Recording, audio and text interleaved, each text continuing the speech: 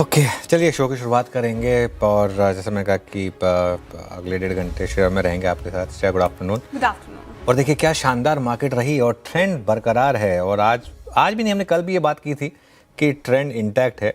और एक चीज़ मैं कहूँगा यहाँ पर CNBC आवाज़ पर, हालांकि बहुत लोगों ने उसको थोड़ा सा नेगेटिवली लिया था कि क्यों हम पॉजिटिव हैं जबकि ग्लोबल मार्केट इतना ख़राब है। एक साफ साफ हमारा व्यू था कि ट्रेंड नहीं टूटा है। और सब हमने एक चीज़ कही थी कि यहाँ पर कि डरना मना है, आपको मार्केट में इस गिरावट से डरना नहीं है। और काफ़ी लोग घबराए हुए थे, उनको थोड़ा सा एक कंफर्टिंग सिग्नल भी दिया गया था कि नहीं, घबराने की ज़रूरत नहीं है, यहाँ पर पॉजिटिव नज़रिए रखिए। और अगर आपने पॉजिटिव नज़रिए रखा तो मार्केट ने आपको फिर रिवॉर्ड किया। और आज एक और अच्छी चीज़ हुई श्रेया, आज भी देखिए मार्केट ने एंट्री लेवल को रिस्पेक्ट करा। निफ्टी और बैंक निफ्टी दोनों में जो एंट्री लेवल थे, बैंक निफ्टी में 58,700 की बात हुई थी कि 58,700 पे आप बाय करिए 58,500 के स्टॉप के साथ। निफ्टी पर भी आज हमारा जो एक आवाज़ पर एक व्यू लिया गया था कि 25,800-850 के करीब बेस्ट एंट्री जोन होगा। 856 तक गए हम और वहाँ से recovery I. I think screen आपको बता रही है कि मार्केट गिरने को तैयार नहीं है। और ऑब्वियसली आईटी शेयरों में सबसे ज़्यादा रैली आई, आईटी शेयरों ने लीड किया। इनफैक्ट आज सुबह से अब 1000 पॉइंट ऊपर है आईटी इंडेक्स, करीब करीब 3%। और उसके बाद बैंक निफ्टी ने भी थोड़ा सा साथ दिया उसका। मिड कैप में भी हमने शानदार रिकवरी देखी। तो ऑल इन ऑल वो 3 इडियट्स का वो डायलॉग याद आ गया, all is well. All is well, बिल्कुल all is well, all is well.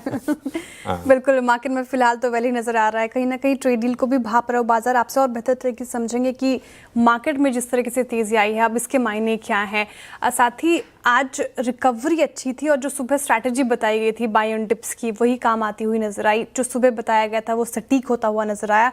लेकिन बड़ा सवाल, ये जो रिकवरी है ये कितनी टिकाऊ लगी आज की। साथ ही अब कौन से लेवल्स होंगे, क्या 26,100 तक के स्तर अब दूर नहीं नजर आ रहे हैं? क्या करना है, लॉन्ग रहने की सलाह होगी या फिर अभी भी थोड़ा कॉशियस रहें क्योंकि वॉलेटाइल। इस सिनेरियो में आपका व्यू क्या है मार्केट को लेकर? बिल्कुल देखिए अभी के लिए वही व्यू है जो पिछले कुछ दिनों से चला आ रहा है। मार्केट ने अब तक हमारा स्टॉप लॉस लेवल नहीं तोड़ा है। जो हमारा 25,750 का था वो नहीं तोड़ा है। ऑल टाइम हाई अब ज़्यादा दूर नहीं है, गिनती के 277 पॉइंट, मतलब एग्जैक्ट 1% दूर हैं अब हम ऑल टाइम हाई से। और 26,100 जिसको हम बार बार टेस्ट कर रहे हैं, जहाँ तक जा रहे हैं और जहाँ तक जाने के बाद हम थोड़ा सा वहाँ से फिसल जाते हैं। एक बार अगर आपने उसको क्रॉस किया श्रेया और उसके ऊपर टिक गए आप, तो मुझे लग रहा है कि फिर बड़ी वाली शॉर्ट कवरिंग होगी। दूसरी बात, हमारी मार्केट अब आउट परफॉर्म कर रही है। अगर आप देखें अब ग्लोबल मार्केट से डरने की ज़रूरत नहीं। और एक और चीज़, अब FIIs जो है ना, मुझे लग रहा है कि वो शायद इंडियन मार्केट में एंटर करेंगे क्योंकि हमारी मार्केट, FIIs उस मार्केट में जाते हैं जहाँ आउट परफॉर्मेंस मिल रही है। आज सुबह हमने टेबल दिखाई थी आपको कि एशियन मार्केट कैसे 5 दिनों में 4-4, 5-5% गिर गई हैं। ऐसे में एक ऐसी मार्केट जो ना सिर्फ ना गिर रही है बल्कि उल्टा चल रही है, तो ऐसे में मुझे लग रहा है कि एक FII का पैसा आने की भी यहाँ पर उम्मीद रहेगी। और अगर FIIs की एक और चीज़ है, अभी वो बड़े पैमाने पर शॉर्ट हैं और कई बार ये चीज़ें ना ब्यूटीफुली अलाइंड होती हैं। हम आई थिंक 2-3 दिन पहले एक चीज़ डिस्कस कर रहे थे कि 15 या 16 अक्टूबर के जितने शॉर्ट सिस्टम में आ गए थे और 15-16 अक्टूबर के बाद ही सबसे बड़ी शॉर्ट कवरिंग हुई थी। अगले 10 दिन में अक्टूबर के एंड में जो वो शॉर्ट कवरिंग हुई थी, तो क्या एक पॉसिबिलिटी है कि नवंबर में एग्जैक्ट अक्टूबर का रिपीट हो रहा हो कि नवंबर के फर्स्ट हाफ, अक्टूबर में, खैर पूरे अक्टूबर में रैली थी, लेकिन नवंबर में एटलीस्ट 15-16 तक FIIs ने शॉर्ट बनाए, उन शॉर्ट्स को फॉलो थ्रू नहीं मिला। अब आपने देख ही लिया, हम प्रैक्टिकली हमारी इस पूरी स्विंग का हाई 26,104 है, 52 वीक हाई हमारा 26,104 है, हम 26,012 पर है। तो एक तरीके से हम प्रैक्टिकली 52 वीक हाई पर है। तो इसका मतलब शॉर्ट्स को फॉलो थ्रू नहीं मिला है। तो अगर शॉर्ट्स को फॉलो थ्रू नहीं मिला है तो शायद वो शॉर्ट्स भी कवर करने के लिए आए। और अच्छा एक और चीज़ बताऊँ मैं आपको, शॉर्ट्स को डर एक किस चीज़ का रहेगा?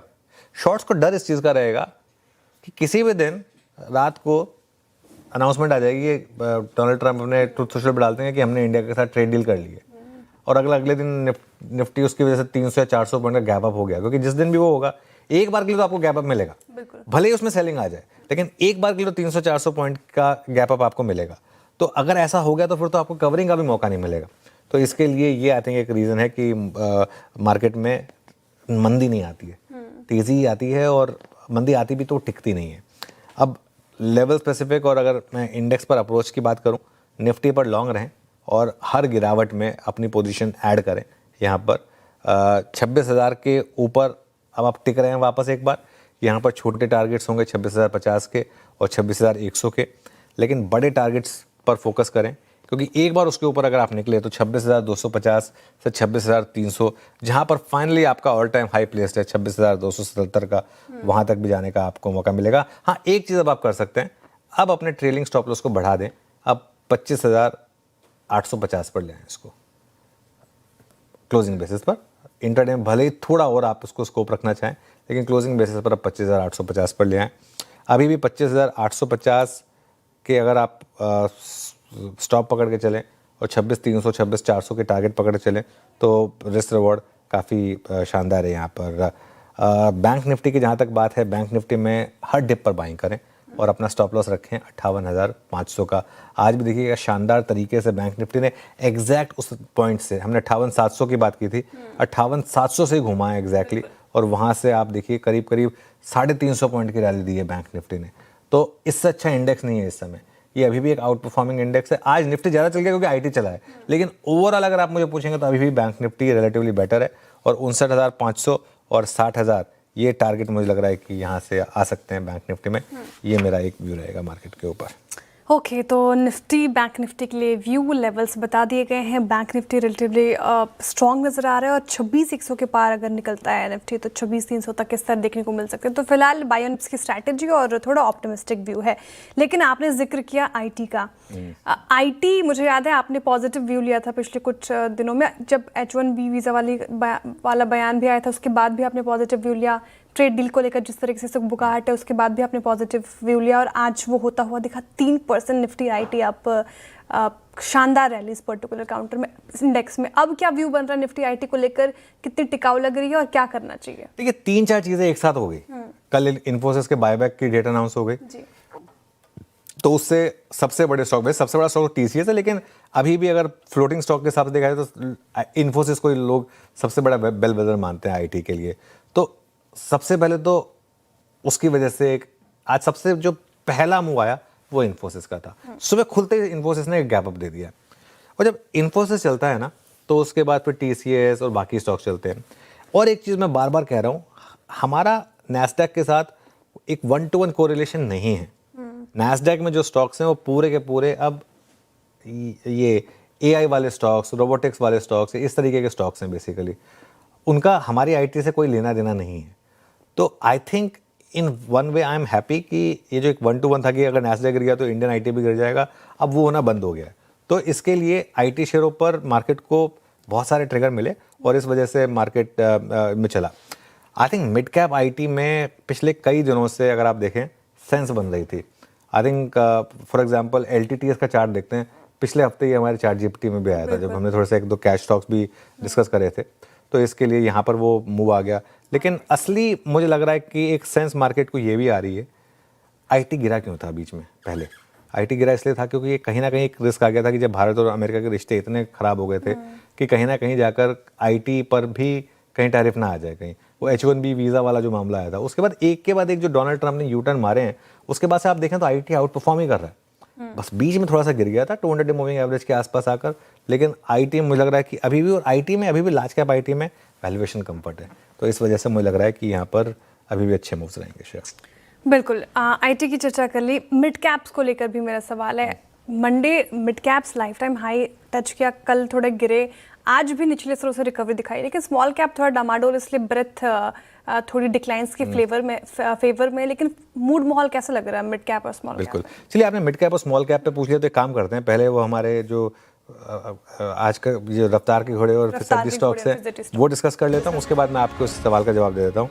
पहले आते हैं रफ्तार के घोड़े स्टॉक्स में। सबसे पहले persistent systems, mid cap IT में शानदार तेजी है, और आज सुबह क्विक सिंगल्स का पहला ट्रेड था परसिस्टेंट सिस्टम हमारे चैनल पर, और उसके बाद रिविजिट भी हुआ था वो धमाकेदार ऑप्शंस में भी, तो शानदार मोमेंटम यहाँ पर।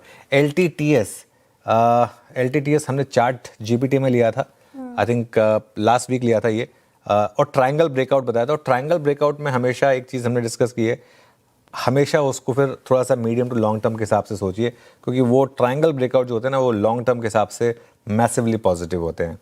आज सुबह संवर्धन मदरसन हमने सुबह डिस्कस भी किया था, आई थिंक मैंने स्पॉट भी किया था इसको, और यूएस से जुड़े जो ट्रेड डील से जुड़े हुए शेयर्स हैं उनमें तेज़ी की उम्मीद में ये स्टॉक्स भागेंगे, ये बात हुई थी। BSE बार बार फोकस में आया, लगातार आया। इनफैक्ट इसके रिजल्ट से पहले भी हमने इसको एक बार बिग स्टॉक में लिया था, रिजल्ट वाले दिन तो लिया ही था, और जहां पहली बार लिया था हमने इस स्विंग में, वहां से 20% भागा ये स्टॉक का। ये देखिए, एक महीने का 16% का मूव है। उससे थोड़ा पहले हमने इसको बिग स्टॉक में शामिल किया था। जब वो एंजल के वो अपडेट्स आए थे, उसके बाद से ये रुका नहीं है। जो क्वार्टर ऑन क्वार्टर अपडेट अच्छे थे, उसके बाद से 2200 पर हम पॉजिटिव हुए थे BSE पे, 2200 से अब 2900, मतलब करीब करीब आप 20% की रैली आपने देखी है यहाँ पर। फिसड्डी शेयरों में शायद मुझे सिर्फ एक ही स्टॉक समझ में आ रहा है, वो है टाटा मोटर्स पैसेंजर व्हीकल।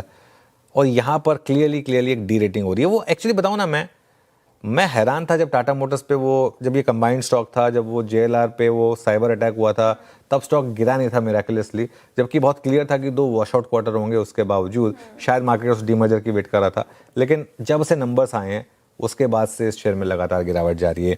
अब आपने सवाल पूछा मिड कैप और स्मॉल कैप का, मैं बहुत बुलिश हूँ मिड कैप और स्मॉल कैप पर। मेरा ये मानना है कि मिड कैप और स्मॉल कैप में एक तो कोई FII का रिस्क नहीं होता, डोमेस्टिक पैसा बहुत ज़्यादा है, मार्केट का सेंटीमेंट इंप्रूव हो चुका है। इन्होंने तो तब आउट परफॉर्म किया था जब मार्केट का सेंटीमेंट खराब था, अब तो मार्केट का सेंटीमेंट अच्छा हो चुका है। तो मेरे ख्याल से अगले 12 से 18 महीने में लोग जो मर्जी बोले हैं कि मिड कैप के वैल्यूएशंस बहुत ऊपर हो गए हैं, बिल्कुल हो गए हैं सेलेक्ट पॉकेट्स में, लेकिन वही तो काम है उसके बाद एक स्टॉक सिलेक्शन का। मेरा ये मानना है कि मिड कैप और स्मॉल कैप में यहाँ से भी आपको तेज़ी दिखाई देगी। चलिए श्रेय, आगे बढ़ते हैं आज के ट्रेंडिंग स्टॉक्स और कार्यक्रम का क्रम। बिल्कुल, अब फटाफट से ट्रेंडिंग स्टॉक्स डिस्कस कर लेते हैं, क्योंकि मार्केट ने रिकवरी दिखाने की कोशिश